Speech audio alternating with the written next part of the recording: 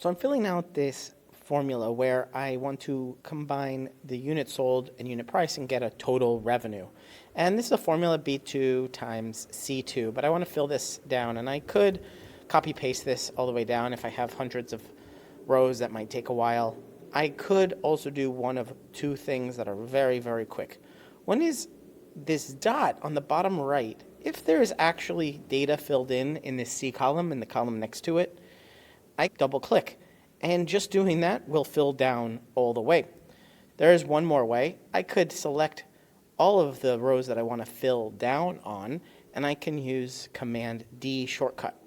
So that's Command D to fill down. Command D also works if I select two columns and I want to fill it all the way down in these two columns. Just one command will fill down both of these rows, and you can see the formulas are updating. You're watching Better Sheets here on YouTube. Make sure you check out this video or this video and subscribe right now to get more tips, tricks, how-tos, get more out of your Google Sheets than you ever have before.